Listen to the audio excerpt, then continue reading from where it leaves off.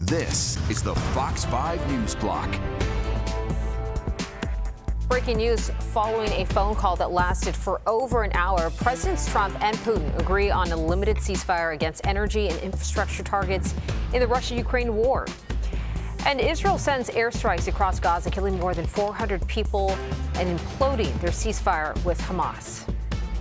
Good afternoon, Bianca Peters. Welcome to the News Block. Let's take a live look outside. Here's what it looks like on this Tuesday. Seeing some sunshine creep in there. Meteorologist Audrey Puente for a look at the forecast. Started off pretty chilly, though, this morning. It did. We started off in the 30s and 40s across the tri-state area, Bianca. But now that sunshine has helped to warm us up into the 60s across parts of the region here. In fact, we're already at 61 out at Newark Liberty Airport. It's 56 in the city, 56 also in Islip. We're in the 50s in Bridgeport, even in the Hudson Valley. Most of us are experiencing plenty of sunshine across the region. Now, our normal high temperature for this time of year is 50 degrees. We're already above that and forecasting a high of 60 in Central Park. So we're going to be above average for today as well as for tomorrow. A look at the winds show that the winds have been picking up from time to time. They were a little more blustery earlier, but we are expecting wind gusts up to about 20 to 25 miles per hour. That's the case right now. Already 17 in Belmar. I guess, again, the winds are starting to lighten up just a bit, but I'm going to leave in the threat for a couple of gusty winds as we go through the afternoon. So today's a day you want to be on the sunny side of the street because that wind can add to the chill factor when you're in the shade.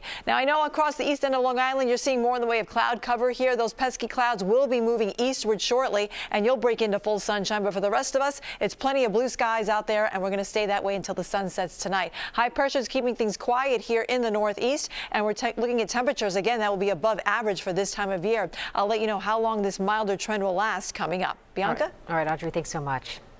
Meanwhile, to some breaking news now. The White House says President Donald Trump and Russian President Vladimir Putin agreed to seek a limited ceasefire on energy and infrastructure targets. This is the first steps to ending the war in Ukraine, but the two world leaders spoke on the phone today for over an hour as the U.S. intended to get Russian approval on a 30-day ceasefire on the war in Ukraine. The White House described it as the first step in a movement to peace and hopes it will eventually include a maritime ceasefire in the Black Sea and a full end to the fighting. The White House says negotiations would begin immediately on those steps. It is not immediately clear, though, if Ukraine is on board with the phased ceasefire plan, but last week agreed to U.S.'s initial 30-day ceasefire proposal. Now the Kremlin says Putin has called on Trump to end foreign military and intelligence aid to Ukraine, and we're going to have more on the story on the 5 o'clock news. Meanwhile, Israel fractures its ceasefire with Hamas, sending airstrikes overnight into the Gaza Strip and killing more than 400 people. Prime Minister Benjamin Netanyahu ordered that attack, which killed mostly women and children, destroying the ceasefire that's been in place since January. Michelle Ross is live in the newsroom with the very latest. Michelle, this was not unprompted, though. Right, Bianca, and there are fears that these airstrikes will bring this 17-month-long war back to full force. And ground operations are also a possibility as the IDF is warning Palestinians to evacuate to shelters in western Gaza City and Khan Yunis. Israel says it launched the airstrikes because Hamas has stalled on releasing more hostages. There are still about 24 hostages believed to be alive. Now, the Gaza Health Ministry claims more than 400 people were killed, and among the dead are reported to be senior Hamas officials and Palestinian civilians. Israel is defending the airstrike, saying Hamas is refusing to negotiate to initiate the second phase of the deal. Hamas rejected two concrete mediation proposals presented by the U.S. Special Envoy Steve Witkoff. People are sleeping peacefully and they don't wake up, and the injured find they have lost their mothers and daughters. Hamas has not responded militarily, but Israel says missiles and drones were fired from Yemen towards Israel's southern region, but they were intercepted. Bianca? All right. Thanks so much, Michelle. Meanwhile, a heated hearing in Washington today as a federal judge demanded details from the Trump administration over whether it defied his order to return deported migrants to the U.S. They were rounded up and sent to El Salvador after President Trump invoked the Alien Enemies Act. The administration claims that they were alleged members of a Venezuelan gang. The judge has given the Justice Department until midday today to submit declarations about the timing and location of the flights just to determine whether his order was complied with. And breaking out, a rare statement from Chief Justice John Roberts. He is rejecting calls to impeach the federal judge overseeing a challenge to President Trump's deportation plans. In an early morning post, the president demanded the removal of the judge who blocked prisoner flights to El Salvador. In response, Justice Roberts wrote in part, "Impeachment is not an appropriate response to disagreement concerning a judicial decision. The normal appellate review process exists for that purpose." And developing news, after a very long and dramatic mission, NASA's two stranded astronauts are on their way finally back to Earth. Butch Wilmore and Sudie Williams thought they would be gone on a 10-day trip. Now the two astronauts saying goodbye to the International Space Station after calling it home for 9 months. Technical problems with the SpaceX capsule delayed several attempts to bring them back earlier. But right now, Williams and Wilmore are aboard the SpaceX Crew Dragon capsule called Freedom. Now, NASA says it is expected to re-enter Earth's atmosphere with a splashdown in Florida just before 6 p.m. That's what your nation's human spaceflight program is all about, planning for unknown, unexpected contingencies, and we did that. So I have two Labrador retrievers right now, Gunner and Rotor, who have been having boy time with my husband, and I think they'll be very happy for Mom to come home. Now, the return trip home is expected to take about 17 hours. All right, we'll be right back. Stay with us.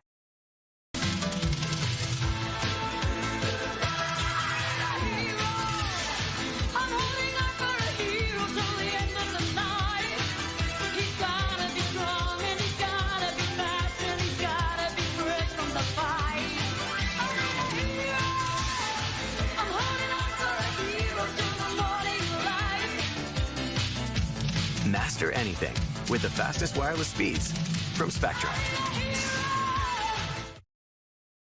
Welcome back. A rally was held at City Hall this morning calling for an increased investment into the city's 3 library systems.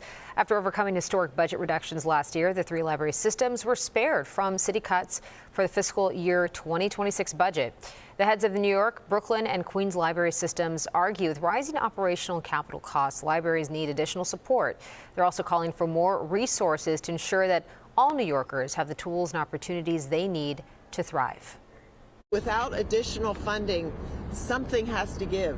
And we would rather, obviously, not give on the work that we do, but to see an increased budget that makes the difference, that makes the fills the gap between the increasing cost of doing business, between the expanded services that we've been offering. We need more operating funds. Following the rally, the 3 library heads will testify at a hearing before the New York City Council about the fiscal year 2026 executive budget. And comedian Tracy Morgan speaking out after getting sick courtside at last night's Knicks game. Last night's game was delayed for a few minutes. This is after he got sick during the third quarter, causing paramedics, as you see here, to tend to him. The comedian was then removed from the game in a wheelchair as Madison Square Garden staff cleaned up the mess. And in an Instagram post, Morgan says he's doing okay. Doctors also told him it was food poisoning. Morgan joked in his post saying that the Knicks are now 1-0 when he throws up on the court and says maybe he'll have to break it out again in the playoffs. All right, March Madness kicks off tonight, and as everyone gets amped about St. John's punching its ticket to the big dance, there is another source of March Madness pride right here in the city. As Fox 5's Kendall Green shows us, it all has to do with the birthplace of the bracket and whether it all started at a bar on Staten Island. Jody's, for about 50 years now, has kept its status as a Staten Island staple, where friends and families have been drawn to drop in. This place has been amazing. Everybody feels at home here. Everybody greets one another. And look, they even let these guys in. So these friends are the perfect example of groups gathered at the bar that keep coming back. But Jody's is a gem in college basketball after creating a global staple of its own. I think it's something about a bracket or maybe something about some basketball. That's right. It's the home of the NCAA tournament bracket. Most of us fill out a part of March Madness every year. I worked on Wall Street for almost 50 years, and everybody over there knew about it. The bracket started here. Back in the day, a bunch of guys were sitting around, and the owner, Jody, came up with the idea and said, hey, we could do this bracket, and the rest is history. The place has become synonymous with March Madness. And Jody, Terrence Haggerty's late father, was the mad genius behind the movement. We ran a pool, and It generated a lot of popularity back in the 80s, 90s, and early 2000s. The jackpot reportedly hit a $1.6 million high before it was officially shut down 18 years ago. We were stopped basically by the IRS in '06, told that we couldn't do it anymore basically, and we just never brought it back. The roots of that pool went so deep that you would have people on the New York Stock Exchange that are professionals at doing what they do, and they would be involved in this pool deep. And so you might have a stack, and they had to come and they had to record them all. Before computers, everything had to be written down, you know? A lot of work. A lot of work. And the buzz around the bracket's history is creating a path towards a potential rebirth. It seems like it's getting more popular now while it's not going on. And I think that's pretty cool, actually. Kendall Green, Fox 5 News. Well, roadway dining returns April 1st for city restaurants participating in Dining Out NYC. Approved restaurants can begin installing roadway setups on March 25th. And establishments also can operate sidewalk setups year-round, while roadway dining operates seasonally from April 1st to November 29th.